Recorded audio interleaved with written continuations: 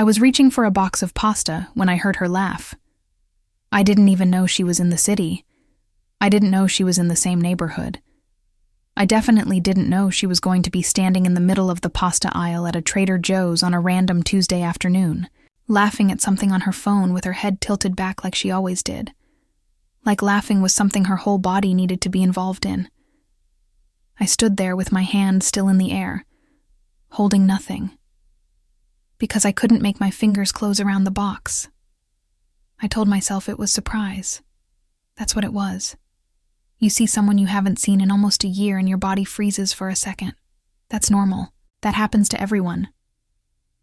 But my heart was doing something that had nothing to do with surprise. It was doing something it hadn't done in a long time. And standing there in that grocery store with a stranger pushing a cart past me like I wasn't slowly falling apart in the middle of the pasta section, I had to ask myself a question I had been very carefully not asking for the better part of 2 years. When did this start? When did Annie stop being my best friend's girlfriend and start being this? This thing in my chest that I didn't have a clean word for. I want to tell you how it happened. All of it. From the beginning. Because if I don't think I'll ever understand it myself.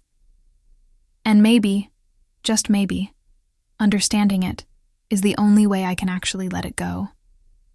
My name is Melly, and the last person I expected to kiss me was my best friend's girlfriend. My best friend's name is Jade. We met freshman year of college, in a statistics class that neither of us wanted to be in. She sat next to me because it was the only seat left, and then she whispered something so cutting about the professor's PowerPoint that I had to cover my face with my notebook to stop from laughing out loud. That was it. That's all it took.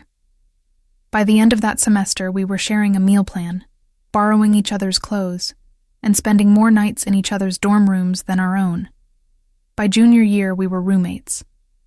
By graduation, she was the person I called first, for everything. Good news, bad news, weird dreams, petty grievances, the kind of thoughts that don't make sense out loud but make perfect sense to her. Jade is the kind of person who makes a room louder. Not because she's dramatic, she's actually the least dramatic person I know, but because she has this way of pulling laughter out of situations that have no business being funny. She can turn a parking ticket into a story you'll be telling for 10 years. She can find the absurdity in anything. I loved her for that. I still do.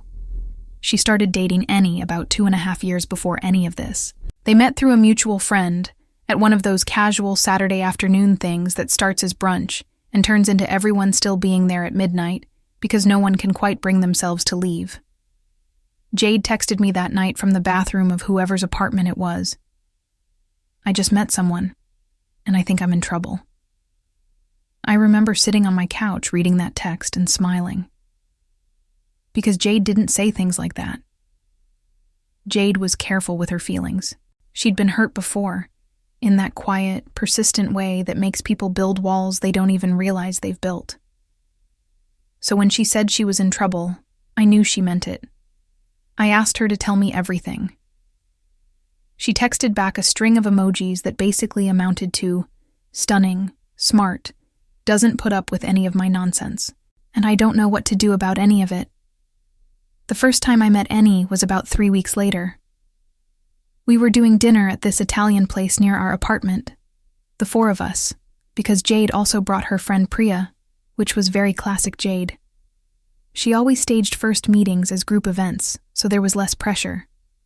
She was protective of new things. She didn't want to put them in the spotlight before they were ready. I remember sitting across from Annie and thinking, okay, I understand. She wasn't stunning in an obvious way. She was stunning in the way you notice something and you can't stop looking at it, and you don't totally understand why. She had dark hair. She kept half up, half down. And she had this way of listening to whoever was speaking like they were the only person in the room. Not performed listening. Actual listening. Like what you were saying actually mattered enough to be received completely. She laughed at the right things. She pushed back gently when she disagreed. She ordered the thing on the menu she actually wanted, not the thing that looked most date-appropriate. I liked her immediately. I told Jade that on the walk home. "She's great," I said. "Really, I like her." Jade bumped my shoulder. "Yeah?" "Yeah." And I meant it, completely. There was nothing complicated about it. Annie was great, Jade was happy, and I was happy for Jade. That was the entire thing. That was all there was. I want to be clear about that, about who I was before any of this started to shift. I was not pining. I was not fighting something. I wasn't in denial about secret feelings I'd been carrying since that first dinner. I genuinely, fully, completely thought of Annie as my best friend's girlfriend. Someone I liked as a person. Someone I was glad was in our lives. I wasn't confused about what I felt. I wasn't confused about anything. The confusion came later. The confusion came so slowly, I didn't recognize it until it had already rearranged everything inside me. Over the next year and a half, Annie became part of our rhythm. She came to movie nights. She showed up to the birthday dinners. She was at the 4th of July barbecue and the Thanksgiving Friendsgiving and the random Sunday brunches that weren't planned in advance, but somehow still happened every other week. She had opinions about television. She had a whole theory about the way afternoon light changes a room. She knew things, random, specific, delightful things, about subjects you'd never expect, and she'd deliver these facts the same way, with this tiny smile, like she wasn't sure if you'd find it as interesting as she did, but she was willing to find out. I found everything she said interesting. I told myself that was just because she was interesting. That was just the kind of person she was. There was one night, early on, maybe 8 months after they started dating, when the three of us ended up at Jade's apartment after a concert.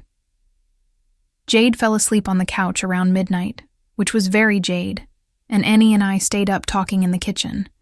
We talked for almost 2 hours, about nothing specific and everything important, about the kind of work we wanted to do with our lives, about the places we'd lived and the ones we wanted to see, about the family stuff that doesn't come up in group settings because it takes more time to unspool. She told me about her grandmother. I told her about mine. Somewhere around 1 a.m., she made tea without asking if I wanted any, just set a mug in front of me like it was a given. I remember thinking, when I finally walked home that night, she's one of those people. The kind you don't meet very often. The kind that makes you feel like being around them is actually restful, even when you're talking the whole time. I walked home thinking about the conversation. I didn't think about her. I thought about the conversation. That distinction mattered to me back then. I held on to it. There wasn't a single moment. I've tried to find one. I've gone back through the timeline more times than I want to admit, looking for the exact place where things shifted, hoping I could point at it and say, "There, that's where it happened. That's the crack where the light got in." But it wasn't like that. It was more like the way water moves underground. You don't see it. You don't feel it happening. And then one day, you notice the ground is different, and you don't know exactly when it changed. About 11 months ago, so 6 or 7 months before the grocery store, I started noticing things. Not big things, little ones. I noticed that I knew how Annie took her coffee. 2 sugars, just barely enough milk to change the color. I noticed that I'd started associating the smell of a specific candle, cedarwood and something sweet, something citrus, with her, because she burned that kind in Jade's apartment, and now whenever I smelled it somewhere else, my brain did this immediate thing, this quick, small thing. I noticed that when something funny happened to me, when I saw something strange or beautiful or inexplicable, my first impulse was sometimes to tell her, not instead of Jade, alongside Jade. But it was there, that impulse, that small bright arrow that pointed at her. I noticed that I paid attention to her in a particular way. Not the way I'd notice a stranger. Not even the way I'd notice a friend. A specific, tuned-in kind of attention. Like some part of me was always peripherally aware of where she was in a room, of what she was doing, of whether she seemed happy or tired or bothered by something she hadn't said out loud yet. I told myself I was just a good friend. That's what thoughtful people did. They paid attention. But I knew, somewhere I didn't want to look, that the attention I gave Annie wasn't the same attention I gave anyone else. There was one afternoon, I think it was November, when Jade was stuck late at work, and Annie and I decided to just meet for dinner anyway. We did that sometimes. The three of us had splintered enough into our own friendships that it wasn't strange. Annie and I were friends. Genuinely. Not just by extension. We went to this Thai place we both liked. We ate too much. She stole one of my spring rolls without asking, and I said absolutely nothing, because for some reason I found it completely endearing instead of annoying. At one point she said something. I don't even remember what it was. Something self-deprecating and funny. And she laughed at herself, and I looked at her face while she was laughing. And something happened in my chest that I cannot describe as anything other than a squeeze. A very specific, very intentional squeeze. Like something tightening around my heart the way a hand tightens when it wants to hold on to something. I looked away, looked at my plate, reminded myself to breathe. She didn't notice. Or if she did, she didn't show it. We paid. We hugged goodbye on the sidewalk, and I walked to my car telling myself it was nothing. That I was tired. That sometimes your body does things and they don't mean anything, and the worst thing you can do is make a narrative out of a feeling that doesn't deserve one. I drove home repeating that. I went to sleep that night telling myself I didn't need to think about it. I thought about it. Just the squeeze. Just the moment. Just the way her laugh looked from where I was sitting. The second thing I noticed, the thing that made me start to understand, even though I refused to understand it, was the jealousy. It took me a long time to name it, because it didn't come in the shape I expected jealousy to come. It wasn't big. It wasn't dramatic. It was more like this quiet, low-frequency ache that showed up in specific situations and didn't announce itself. It showed up when Jade talked about Annie. Not in a mean way. Jade never talked about her in a mean way. She talked about her the way you talk about someone you're building something with warmth and frustration, and the particular tenderness of someone who has decided to be chosen and has also chosen back.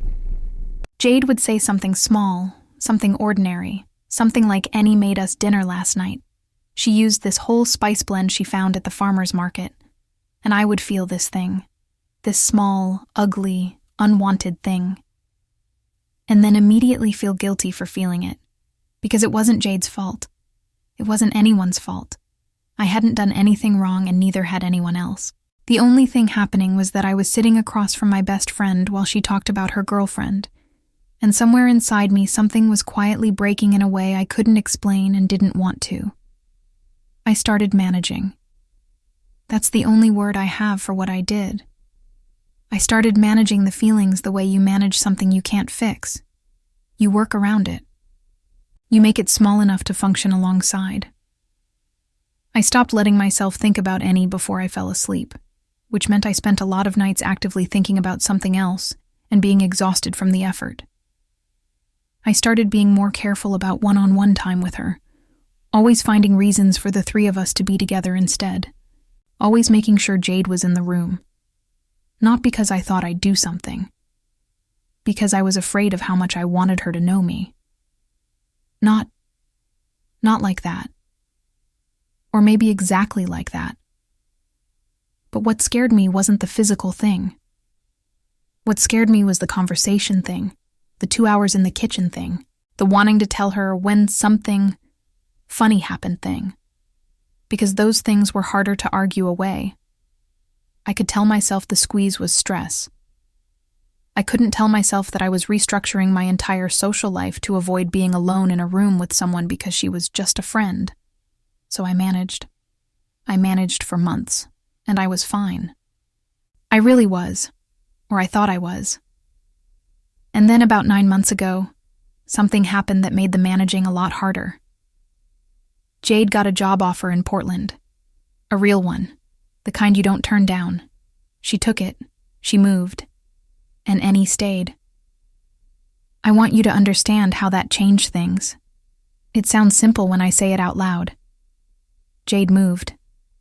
Annie stayed. They were long distance. People do long distance all the time. It wasn't a breakup. It wasn't an ending. It was just a geography problem, a temporary thing, a matter of time zones and plane tickets and FaceTime calls. But what it meant, for me, was that Annie was suddenly in my life in a different way, not because I made it happen. I want to be clear about that. I didn't pursue anything. I didn't engineer situations. If anything, I tried harder than ever to stay in the background, to be the good friend who checked in on both of them and kept the group chat warm, and asked about Jade's new apartment without asking too many questions about how Annie was doing. But Annie called me.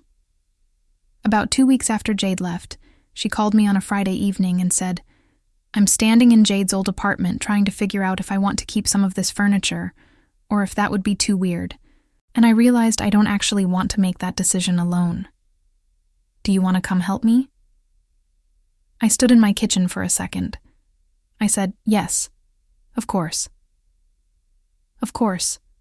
That was the word I chose. I went over there. We moved furniture around. We ordered pizza. We sat on the floor of the empty living room and talked about how strange it was to have someone's absence take up so much physical space. She had Jade's favorite blanket folded on the couch, and she kept touching the corner of it without seeming to notice that she was doing it. I didn't point it out. I just sat with her while she missed someone I loved too. And I think that's when the wall I'd been building started to show its cracks. Because there's something about sitting with someone in a sad moment that opens things up. Not dramatically, not suddenly, but the way a window opens, quietly, incrementally, letting the air in before you realize you've been in a closed room. We talked for a long time that night. She talked about the distance and how it was harder than she'd expected it to be, not because she doubted what she and Jade had, but because she was suddenly aware of how much of her routine had been built around another person without her quite realizing it. She said it felt like being handed a day that used to be full, and discovering it had holes you didn't notice when it was full. She said, "I think I forgot to build a life that was just mine." I looked at her when she said that. She was looking at the blanket. I said, "Maybe now's the time." She lifted her eyes. "You think that's a good thing?" "I think it could be." She was quiet for a moment. Then she nodded, slowly, like she was deciding something. And then she looked at me with this expression I didn't know how to hold, direct and soft at the same time, like she was seeing something she'd noticed before but only now had the room to say. "You know," she said, "you're the only person who's talked to me like a person this week. Everyone else has been really nice, but in that careful way, like I might break. You just talk to me." I felt the squeeze again. Worse this time. Much worse. "You're not fragile," I said. "You're just sad."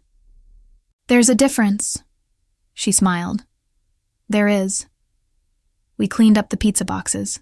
I helped her figure out the furniture question. I left around 11, hugged her at the door, and walked to my car feeling like I'd just done something I couldn't quite undo. I hadn't done anything. I kept telling myself that.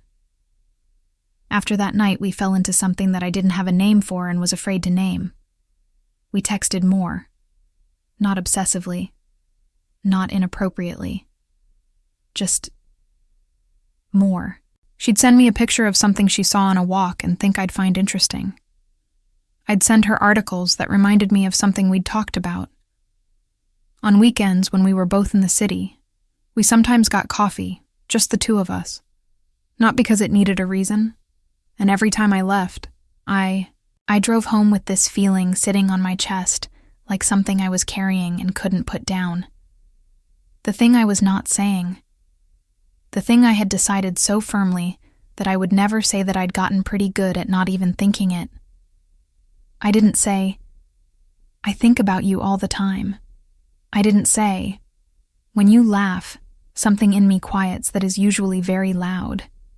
I didn't say, I'm so glad Jade has you. And I am also somewhere I can't look at directly. Devastated about exactly that. I said, "It was good to see you." I said, "Send me that recipe." I said, "Let me know if you need company this weekend. The city gets weird when you're alone in it." These were all true things. I meant every single one of them. But they sat next to the real things like a translation that had lost something essential in the process. Jade called me one night in January just to catch up, and she asked how Annie was doing. I said, honestly, that she seemed good. Better than a few months ago. More settled. Jade said, "She really likes you, you know. She's told me that." I said, "I really like her too." And Jade said, easy and warm, "I know. That's why I'm not worried." I held the phone very still. She wasn't worried. She wasn't worried because she trusted me completely. And she trusted Annie completely. And she had the particular confidence of someone who had never been given a reason to doubt either of us. I said, "You don't need to worry about anything." And I meant that. I meant it with everything I had. Because the alternative was something I refused to be. I refused to be someone who took something from a person who had given me nothing but loyalty. I refused to be the story that ends with Jade finding out, with Jade's face when she understood. I refused to let whatever was happening inside me become something that touched her. So I put it down. I packed it up. I sealed the edges. I went another 3 months without saying anything to anyone, not to a friend, not even to myself, not out loud. I lived with it the way you live with a sound you've gotten so used to you forget it's there. And then I went to a Tuesday afternoon Trader Joe's to buy pasta. And I heard her laugh. And 3 years of carefully managed silence fell apart on the linoleum floor of a grocery store before I'd even closed my hand around the box. But before we keep going, if you've made it here, if you're still with Melly right now, it's because something about this story is speaking to something you already know. That thing you carry quietly. The feeling you've learned to live alongside because saying it out loud would cost too much. Hit the like button right now. It's a small thing, but it genuinely helps me keep bringing you stories like this one. And if you're not subscribed yet, subscribe now and turn on the bell. That way, YouTube lets you know the moment a new story drops. Now tell me in the comments, have you ever been so careful not to want something that the wanting became the loudest thing in the room? Write it for me. I read every single one. And tell me, what city are you watching from? I'll mark it with a heart.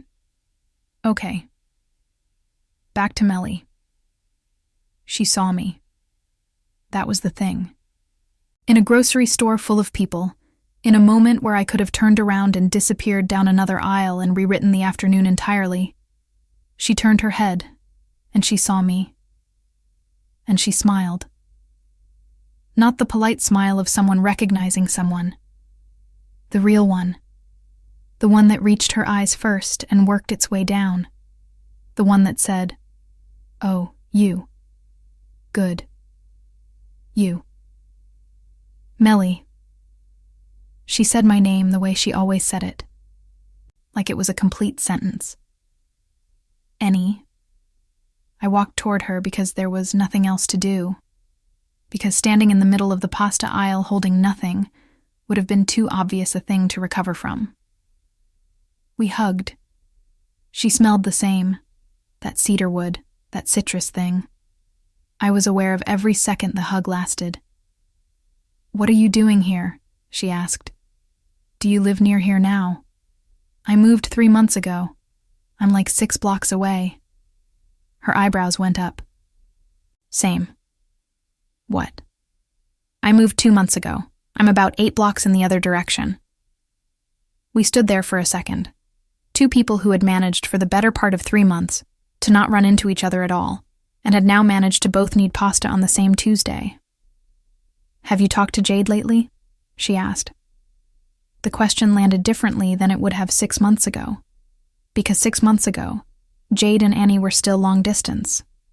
And now, she told me, I said carefully. Last month. Annie nodded. Once. Then you know. Yeah. They had broken up quietly. No dramatic ending, no betrayal. Just two people who had realized, over the distance and the months, that what they had built together had run the full length of what it was meant to be. Jade had cried. Annie had too. And then, because they were both, fundamentally, decent and honest people, they had decided to be okay. Jade had called me the day it happened. She was sad but not broken.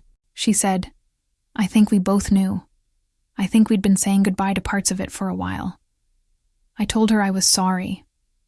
I meant it. I did not call Annie after that. And Annie had not called me. And now here we were in a grocery store, standing in the space where whatever it was between us had always lived, unnamed and careful, and very, very present. Do you want to get coffee? Annie said. I was going to get coffee. There's that place on the corner. I looked at her. I thought about everything I had spent the last 2 years not saying. I thought about Jade. I thought about the squeeze in my chest, and the cedarwood smell, and the way she said my name like it was something she was glad to be saying. I said, yeah. We put our grocery baskets down. Neither of us had gotten much anyway. And we went to the coffee place on the corner. We sat by the window. She ordered her usual. I ordered mine. And then for a long moment, we both just looked at the street outside, watching people walk by, and neither of us said anything. And then she said, I owe you an honest conversation. I looked at her. I don't know what I owe you, she continued, quiet, steady. But I know I owe you honesty. So here it is. I think you felt something. I think I felt something back. I think we both managed it really, really carefully, and I think it was the right thing to do. My hands were wrapped around my coffee cup. And now? I asked. She looked at me. That direct, soft thing. That looking like she sees something thing. And now Jade and I are okay, she said. We're actually okay. Not pretending to be okay. Actually. And I care about you. I've cared about you for a long time. She paused. But I also think that what we had, the careful version of it, was built for a specific situation. And I don't know what it looks like outside of that. I held very still. Melly. She said my name again, softer this time. I'm not trying to open a door and then close it. I'm trying to be honest with you about where I actually am. Because you deserve that. You've always deserved that. I know, I said. Do you feel what I described? The thing I said you felt? I could have deflected. I could have managed. I could have done the thing I had gotten very good at doing for 2 years. I said, yes. She let out a breath. Almost a laugh, almost something sadder. Yeah, she said. I thought so. We sat there for a minute. Just the two of us and the window and the coffee and the weight of 2 years of something that had never had a name. I'm not ready, she said finally. I just ended something that mattered. I'm not ready to walk into something else, even if the something else is... She stopped. Even if it's you. I nodded. And I think, she continued slowly, that you also need time. Not because anything is wrong with you, but because you've been carrying this for a while and you've never actually put it down and figured out what it weighs. She was right. She was so precisely, carefully right, that I wanted to argue with her, just to have somewhere to put the feeling. I didn't argue. So what does that mean? I asked. She looked at her coffee, then at me. It means, I think we should be honest, and I think we should be careful, and I think... She exhaled slowly. I think we need some space. Real space. Not the managed kind. Not the avoiding it kind. Actually stepping back and figuring out who we are outside of this thing we've been trying not to be. My chest hurt. It hurt in a way I hadn't expected. Clean and clear, like something finally breaking along a crack that had been there for a long time. "Okay," I said. "Okay?" "Yeah." I looked at her. "I think you're right." She nodded. "I'm going to miss talking to you," she said. And her voice for just a second was not steady. "Me too." We finished our coffees. We walked out together. On the sidewalk, in the cold afternoon, she looked at me one more time. "For what it's worth," she said, "I'm glad you were there. All the times you were there." I nodded. I trusted myself to nod. We went our separate ways. 8 blocks in one direction, 6 in the other. I walked home. I didn't cry until I got inside. I made it all the way up the stairs, all the way through the door, all the way to my couch. And then I sat down, and the whole 2 years of it just came. Not dramatically. Not loudly. Just quietly, in the way things do when they've been waiting a long time to be given space. I cried for Annie, for the thing that had existed between us, unnamed and careful, and all the moments it had lived inside of. I cried for Jade, too. For the trust she'd always given me so freely, the trust I'd tried so hard to deserve. I cried for myself. For the version of me who had spent 2 years managing and containing and being so careful, so relentlessly careful, that she'd forgotten to figure out what she actually wanted outside of what she couldn't have. I sat there for a long time. And then slowly, something underneath the grief started to shift. Because here's what no one tells you about carrying something quietly for so long. You stop noticing what it's doing to you. You get so used to its weight that you forget what it felt like to not have it. You start organizing your whole body around it. Your sleep, your attention, the way you move through rooms with certain people in them. You make all these small adjustments and then you call the adjusted version of yourself normal. And then someone puts it into words. Someone looks you in the eye and names it honestly and asks you to put it down. And you realize you've been exhausted. Not from the feeling itself. From the effort of carrying it like it didn't exist. I texted Jade that night. Nothing heavy, just thinking about you. "How are you doing?" She texted back within minutes. "Honestly? Okay. Weird week, but okay." "You?" I said, "Same. Weird week, but okay." She sent a string of hearts. Then, "Can we do a call this weekend?" I said yes, absolutely. We didn't talk about any. We didn't talk about what I was carrying. But sitting there with my phone, reading Jade's words, I felt something settle. Something that hadn't been settled in a long time. The days after that were strange. Not sad, exactly. More like the feeling of a room after furniture has been moved. The same space, but rearranged, unfamiliar in ways you can't always name. I'd reach for my phone to send Annie something, a link, a photo, a stupid observation, and stop myself. Not because it was forbidden, because it needed to not be habit anymore, because Annie had been right. I needed to figure out what I actually was outside of this careful thing I'd been inside of. There was a morning, about 2 weeks later, when I woke up, and the first thought in my head wasn't her. It was just, I should make coffee. I should go for a walk. I should call my mom. Normal things. Good things. I noticed it. Held it for a second. Like finding a coin you didn't know you'd lost. I wasn't over it. I don't want to make this into something cleaner than it was. The ache was still there. It just wasn't as loud. It wasn't the first thing in the room anymore. About a month after the coffee shop, I got one last message from Annie.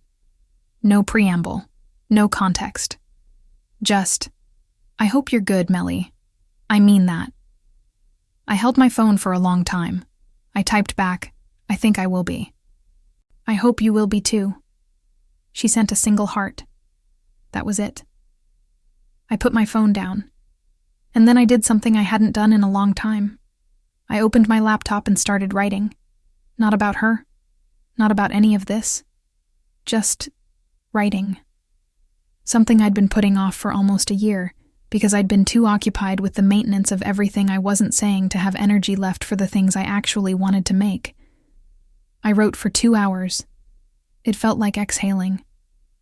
What Annie gave me, even in the leaving, even in the careful, honest, necessary goodbye, was this. She saw me. She named what was real without making it shameful. She treated me like someone who deserved honesty more than comfort. And she was right about something else, too. I had forgotten to build a life that was just mine. The relationship I'd had before all of this, the last serious one, the one that ended 2 years before any of this started, had ended because it was fine. Because fine had started to feel like a word for rooms with no windows. Because I had been so willing to call something good enough that I hadn't asked myself, not seriously, what I actually wanted. Annie showed me what it felt like to be known. Not completely. Not in every way. But in the particular way that happens when someone actually pays attention to you. When someone listens the way she listened. When someone says your name like it means something. That's not nothing. That's not something you put down and forget. But it's also not something you can hold on to when the timing is wrong and the ground is still moving, and two people who matter to you are both trying to find solid footing.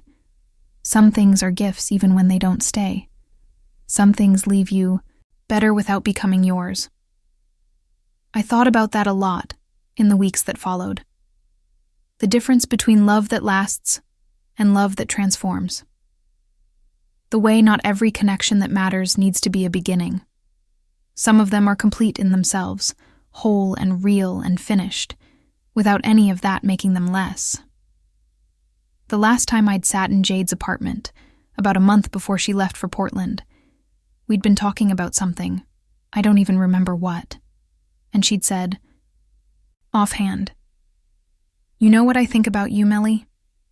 I think you're the kind of person who holds so many people together that you forget to let yourself be held." I'd laughed it off. I thought about it differently now. I think she was right. I think that's what I had been doing. For Jade, for Annie, for everyone in my orbit. Making myself steady and available and low maintenance. Taking up just enough space to be useful without ever asking for the full kind of presence I actually wanted. I didn't know how to change that yet. But I knew I wanted to. That felt like enough, for now. That felt like a place to start. A few weeks ago, I went back to that Trader Joe's. Same aisle, same Tuesday afternoon. I stood in front of the pasta, and I let myself remember. I didn't manage it or move quickly past it. I just let it be what it was. A moment in a grocery store where something I had carried for 2 years finally had somewhere to land. I picked up the box. I put it in my basket. I went home and I made dinner. And it was just dinner. Just a Tuesday. Just a regular, ordinary, good enough evening that I didn't need to be anything more than what it was. That's where I am now. Not healed exactly. Not completely moved on. But different. I am different. Not because it ended, but because it was real. If this story reached something in you, if you recognize that quiet carrying, that careful managing, that love that didn't get to be called love, write Saudade in the comments. That's how I know you made it all the way here with me. And if you want to stay in this, if you want more stories that live in the honest, complicated human parts of love, click the video that's on your screen right now. Thank you for being here. Take care of yourself. And wherever you're carrying something quietly, I hope you find someone who sees it. I hope you let them.